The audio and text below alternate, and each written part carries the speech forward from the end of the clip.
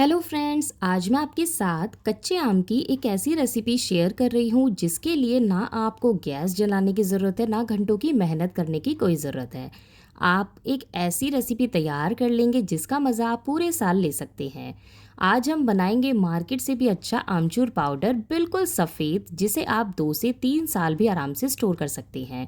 बिल्कुल भी ख़राब नहीं होगा, कोई कीड़ा नहीं लगेगा, ये मेरी गारंटी है। ऐसी ट्रिक आपको बताऊंगी जिससे सालों साल ऐसे ही सफ़ेद बना रहेगा आपका आमचूर पाउडर। तो जब इतना आसान है आमचूर पाउडर घर में बनाना, तो मार्केट से क्यों लाना, वो भी बिल्कुल शुद्ध तरीके से, जिसे आप व्रत वगैरह में भी इस्तेमाल कर सकते हैं। और बस आपको कुछ स्टेप्स फॉलो करने होंगे जिससे बिल्कुल परफेक्ट आप बना लेंगे पहले ही बार में। तो चलिए शुरू करते हैं बनाना। आमचूर पाउडर बनाने के लिए मैंने यहाँ पर ये ताज़ा कच्चे आम लिए हैं। एक चीज़ का ध्यान रखिएगा, जो कच्चे आम आप इस्तेमाल करें उन्हें पहले धोकर अच्छे से साफ़ कर फ्रिज में ठंडा कर लें ताकि इसकी गर्मी निकल जाए।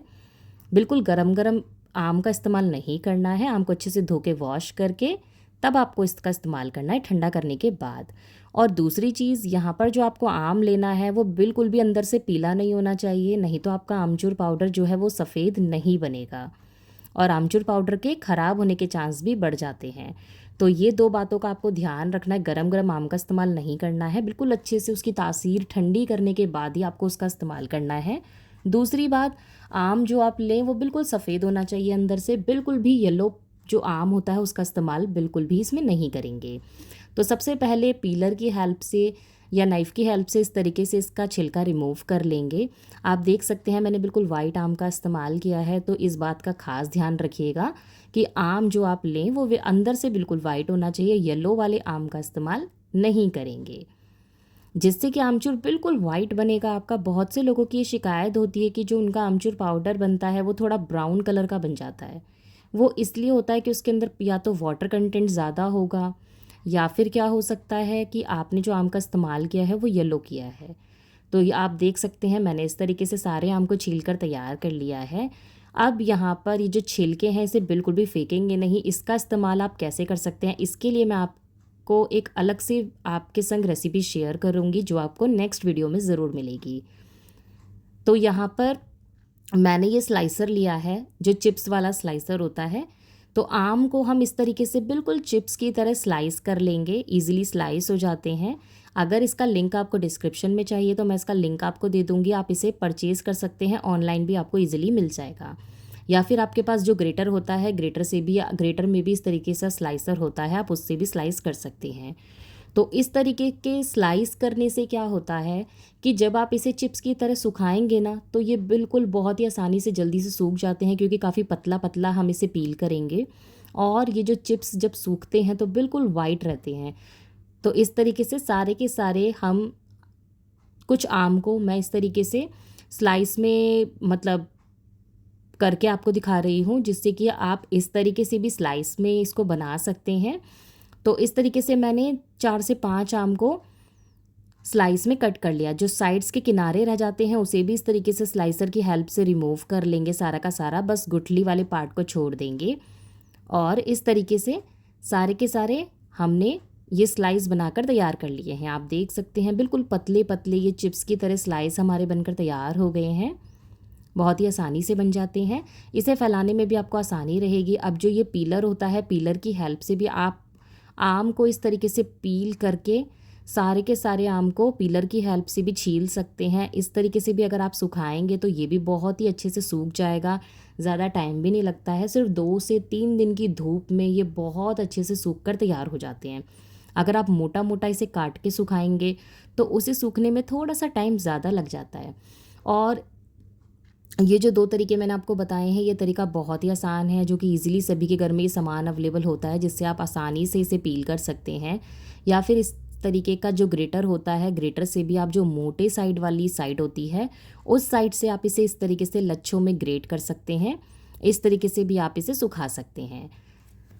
तो इससे क्या होगा, 2 से 3 तरीके मैंने आपको बताए, तीनों में से जो तरीका आपको बेस्ट लगता है आप उस तरीके से इसे सुखा सकते हैं। जो चिप्स वाला तरीका है मुझे सबसे बेस्ट वही लगता है, क्योंकि वो बहुत ही जल्दी सूख जाते हैं। इसमें हल्का सा मॉइस्चर आ जाता है कद्दूकस करने पर, इस वजह से इसे सूखने में थोड़ा सा टाइम ज़्यादा लगता है।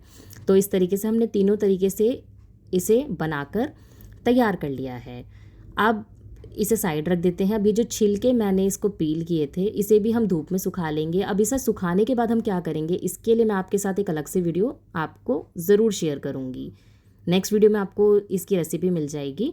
तो मैं इन सभी चीज़ों को लेकर चली गई थी धूप में सुखाने के लिए। इस चीज़ का ध्यान रखना है, पंखे की हवा में इसे बिल्कुल भी नहीं सुखाएंगे, क्योंकि पंखे की हवा में क्या है, नमी रहती है, नमी की वजह से ये काले पड़ जाते हैं। तो इसे आपको अच्छी धूप निकल रही हो तभी बाहर आपको धूप में ही सुखाना है। तो फैलाने में आपको क्या करना है, जब आप इसे फैलाएं किसी भी प्लास्टिक शीट वगैरह पे, तो इसे बिल्कुल खुला खुला फैलाएं ताकि ये बहुत ही जल्दी 1 से 2 दिन में सूख जाएं। अब जो हमने नाइफ़ से पील करके तैयार किया था उसे भी हमने इस तरीके से फैला दिया थोड़ा खुला खुला, जिससे कि इसे सूखने में ज़्यादा टाइम नहीं लगेगा। सिर्फ 1 से 2 दिन में ये बहुत ही अच्छे से सूख कर तैयार हो जाएंगे। तो अलग अलग इसे फैलाएं और बिल्कुल खुला खुला फैलाएं ताकि ये बहुत ही अच्छे से सूख जाए। अब जो हमने ग्रेट किया हुआ पार्ट तैयार किया था उसे भी अलग से एक शीट पर हम इस तरीके से फैला देंगे। ये जो ग्रेट किया हुआ हिस्सा होता है इसे सूखने में थोड़ा सा टाइम ज़्यादा लगता है, क्योंकि कद्दूकस करने के टाइम पर इसमें हल्का सा मॉइस्चर आ जाता है। इस वजह से इसे सूखने में थोड़ा सा इनसे टाइम ज़्यादा लग सकता है।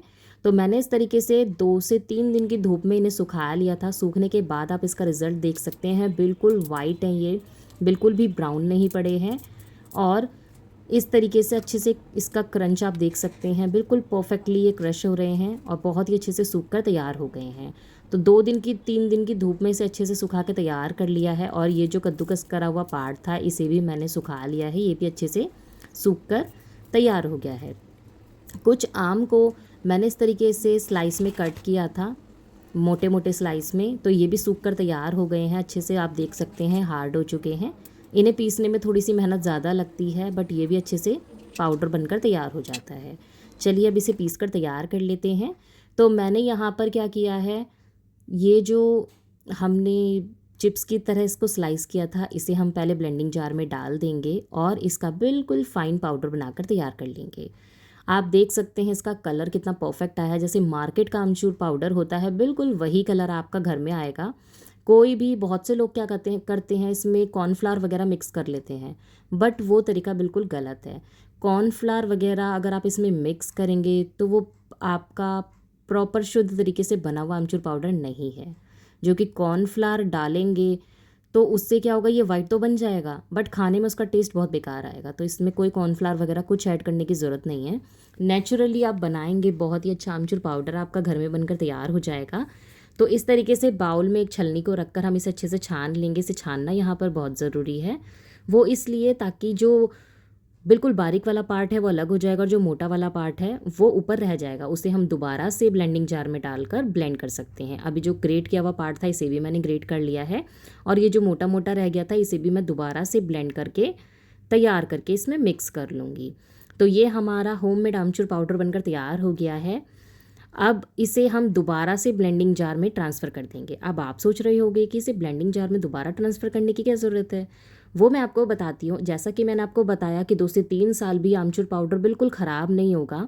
उसके लिए आपको क्या करना है, ध्यान से देखिएगा। अब ये जो आमचूर पाउडर हमने पीस के तैयार किया था इसमें बिल्कुल कोई कीड़े वगैरह ना लगे, उसके लिए यहाँ पर 1.5 छोटी चम्मच मैं यहाँ पर सेंधा नमक इसमें ऐड कर रही हूँ ताकि आप इसे व्रत में भी यूज़ कर सकें। और इसे ब्लेंड कर लेंगे परफेक्टली। अब ये हमारा बिल्कुल मार्केट स्टाइल आमचूर पाउडर बनकर तैयार हो गया है। आप इसमें हमने जो सेंधा नमक ऐड किया था वो ऐड करने से क्या होगा, इसमें कोई कीड़े वगैरह नहीं लगेंगे। आमचूर पाउडर बिल्कुल भी आपका ख़राब नहीं होगा। एयरटाइट कंटेनर में आप फिल करके इसे आराम से यूज़ कर सकते हैं। तो यही वो सीक्रेट है कि नमक डालने से इसके अंदर कोई कीड़ा नहीं लगेगा, बिल्कुल भी ये ख़राब नहीं होगा। और तैयार है हमारा मार्केट से भी अच्छा बिल्कुल शुद्ध तरीके से बना हुआ बिल्कुल सफ़ेद आमचूर पाउडर।